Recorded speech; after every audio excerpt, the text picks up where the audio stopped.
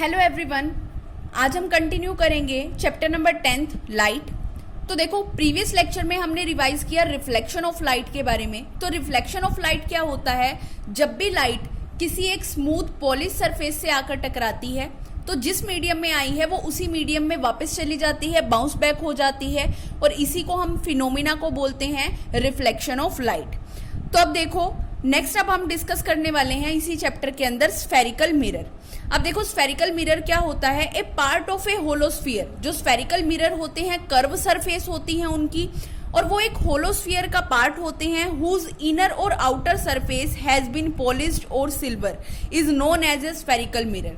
अब देखो, जो मिरर होता है उसकी दो सरफेस होती हैं, जिनमें से एक सरफेस तो होती है पॉलिश और दूसरी सरफेस क्या होती है? सिल्वर होती है, या फिर कह लो रिफ्लेक्टिंग सरफेस होती है। तो अब देखो, मिरर बनता कैसे है? आप एक ग्लास की शीट लोगे, उस ग्लास की शीट पर आप क्या करोगे? आप एक साइड पे सिल्वर कलर की कोटिंग कर देते हो। अब वो सिल्वर कलर की कोटिंग हटे ना, इसलिए हम क्या करते हैं, उस पे किसी भी कलर का पेंट कर देते हैं। तो अब देखो, जिस साइड पे हमने पेंट कर दिया उस साइड को हम बोलते हैं पॉलिश सरफेस। और यहाँ पे देखो, जैसा कि ये ऑब्लिक लाइन दिखा रखी है, ये पॉलिश सरफेस को रिप्रेजेंट करती है, और जहां पे आके लाइट टकराती है और रिफ्लेक्ट बैक हो जाती है उस सरफेस को हम बोलते हैं रिफ्लेक्टिंग सरफेस। अब देखो, जो आगे स्फेरिकल मिरर होते हैं वो फर्दर टू टाइप्स के होते हैं। एक होता है कनकेव मिरर, सेकंड होता है कन्वेक्स मिरर। अब दोनों की पहचान क्या है इसके बारे में बात करती हूँ। तो कनकेव मिरर कौन सा होता है? ऐसा मिरर जिसकी आउटर सरफेस तो क्या हो? पॉलिश हो, और इनर सरफेस क्या हो? रिफ्लेक्टिंग सरफेस हो। ऐसे मिरर को आप क्या बोलते हो? Concave mirror. जिसकी इनर साइड क्या हो? रिफ्लेक्टिंग सरफेस हो, और आउटर साइड क्या हो? पॉलिश हो। अब देखो, इसकी आउटर साइड जो है, बाहर वाली साइड क्या है? पॉलिश है। ऑब्लिक लाइन किसको रिप्रेजेंट करती हैं? पॉलिश सरफेस को रिप्रेजेंट करती हैं। तो यहां पर देखो कि जो कनकेव मिरर होता है, इसकी इनर सरफेस तो क्या होती है? रिफ्लेक्टिंग सरफेस, और आउटर सरफेस क्या होती है? पॉलिश्ड होती है। ऐसे मिरर को हम बोलते हैं कनकेव मिरर। नेक्स्ट अब बात करती हूं कन्वेक्स मिरर के बारे में। कन्वेक्स मिरर क्या होता है? कनकेव का बिल्कुल अपोजिट होगा। ऐसा मिरर जिसकी आउटर सरफेस तो रिफ्लेक्टिंग हो, लेकिन इनर सरफेस क्या हो? पॉलिश हो। अब देखो, ये इनर सरफेस है, ऑब्लिक लाइन इनर सरफेस की तरफ लगी हुई है, it means inner surface polished है, और आउटर सरफेस क्या है? रिफ्लेक्टिंग सरफेस है। तो ऐसा मिरर जिसकी आउटर सरफेस तो रिफ्लेक्टिंग सरफेस हो और इनर सरफेस पॉलिश्ड हो, ऐसे मिरर को हम बोलते हैं कन्वेक्स मिरर। अब हम डिस्कस करेंगे इन्हीं मिरर से रिलेटेड कुछ इंपॉर्टेंट टर्म्स। तो देखो, important terms related to mirrors. अब देखो, हमें पता है कि ये जो मिरर होता है, ये जो कर्व्ड सरफेस होती है, ये किसी एक होलोस्फीयर का पार्ट है। ठीक है, मीन्स इस होलोस्फीयर को हम यहां से कट कर देते हैं तो हमारे पास क्या बच जाएगा? ये जो सरफेस बची, इस पॉइंट से लेके इस पॉइंट तक, ये जो डार्क लाइन मैंने बना रखी है, ये क्या है? ये मिरर को रिप्रेजेंट कर रही है। अब देखो, इंपॉर्टेंट टर्म्स जो हैं, सबसे पहले हम डिस्कस करते हैं पोल के बारे में। पोल क्या होता है? ये जो मिरर है, इसकी आउटर सरफेस क्या कर रखी है? हमने पॉलिश कर रखी है। इनर सरफेस क्या है? रिफ्लेक्टिंग सरफेस है। इट मीन्स ये कौन सा मिरर है? ये कनकेव मिरर है। अब हमें पता है, अगर मैं इस मिरर को कंप्लीट करूं, तो ये डॉटेड लाइन से मैंने इसको कंप्लीट किया तो आपको दिखा कि ये तो एक स्फीयर का पार्ट है। तो अब देखो, ये जो हमारे पास मिरर है, इन दो पॉइंट के बीच की ये जो सरफेस है, यहां पर इस मिरर का मिड पॉइंट क्या कहलाता है? पोल, जिसको हम रिप्रेजेंट करते हैं पी से। जिसको हम रिप्रेजेंट करते हैं पी से। तो पोल क्या होता है? मिरर का मिड पॉइंट क्या कहलाता है? पोल कहलाता है। नेक्स्ट अब मैं बात करती हूँ centre of curvature. Centre of curvature क्या होगा? अब हमें पता है कि ये जो मिरर है, ये किसी एक होलोस्फीयर का पार्ट है। ये कंप्लीट कर दिया तो ये क्या बन गया? एक होलोस्फीयर बन गया। और स्फीयर का कुछ ना कुछ सेंटर होता है जिसको हम डिनोट करते हैं सी से। इसी को हम क्या बोलते हैं? सेंटर ऑफ कर्वेचर बोलते हैं। नेक्स्ट अब मैं बात करती हूँ रेडियस ऑफ कर्वेचर। अब आपको पता है, सर्कल में या स्फीयर के अंदर रेडियस क्या होती है? सेंटर से सरफेस तक के बीच के डिस्टेंस को हम क्या बोलते हैं? रेडियस बोलते हैं। तो अब देखो, ये सेंटर है, सेंटर से अगर मैं पोल तक का डिस्टेंस मेजर करूं तो ये डिस्टेंस किसको रिप्रेजेंट कर रहा है, रेडियस को रिप्रेजेंट कर रहा है।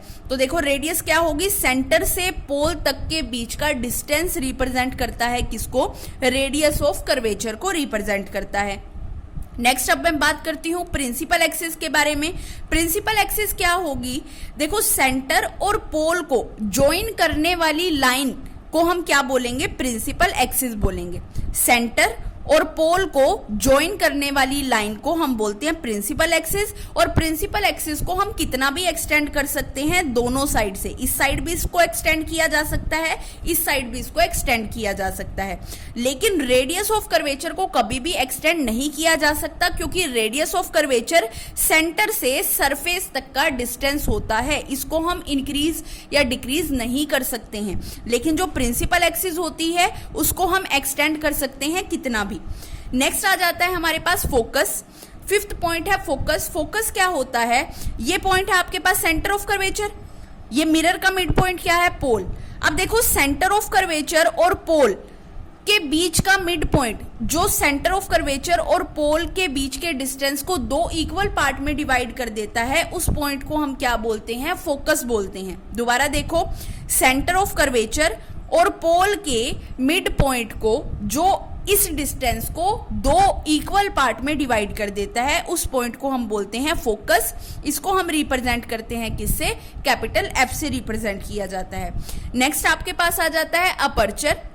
अपर्चर क्या होता है, अपर्चर होता है, देखो एक मिरर का एंड ये है जिसको मैंने नाम दे दिया ए, एक मिरर का एंड ये है जिसको मैंने नाम दे दिया बी।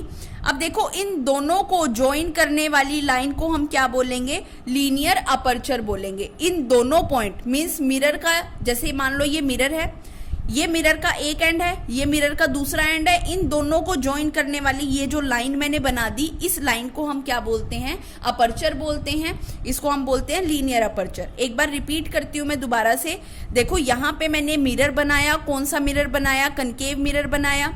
इसकी पहचान क्या होती है, इसकी इनर सरफेस तो क्या होती है, रिफ्लेक्टिंग सरफेस होती है, आउटर सरफेस क्या होती है, पॉलिश होती है। इसीलिए हमने इसको ऑब्लिक लाइन से रिप्रेजेंट किया है, क्योंकि ये पॉलिश सरफेस है। अब देखो यहाँ पे हमें पता है कि ये जो मिरर होता है ये किसी एक होलोस्फीयर का पार्ट है। अगर ये होलोस्फीयर का पार्ट है तो इसका कुछ ना कुछ सेंटर होगा, जिसको हम क्या बोलेंगे, सेंटर ऑफ कर्वेचर, और इसको डिनोट किया जाता है सी से। ये मिरर है, मिरर का मिड पॉइंट क्या होता है, पोल। मिरर के मिड पॉइंट को हम बोलते हैं पोल। नेक्स्ट आ जाता है radius of curvature. Radius of curvature क्या होता है, सेंटर से सरफेस तक का डिस्टेंस। तो सेंटर से सरफेस कहां तक है, पोल तक है, तो सेंटर से पोल तक के बीच के डिस्टेंस को हम क्या बोलेंगे, रेडियस ऑफ कर्वेचर बोलेंगे। नेक्स्ट हमारे पास आता है प्रिंसिपल एक्सिस। प्रिंसिपल एक्सिस क्या होती है, सेंटर ऑफ कर्वेचर और पोल को ज्वाइन करने वाली लाइन, जिसको हम कितना भी एक्सटेंड कर सकते हैं। इस लाइन को हम क्या बोलेंगे, इस स्ट्रेट लाइन को हम बोलेंगे फोकस, सॉरी प्रिंसिपल एक्सिस।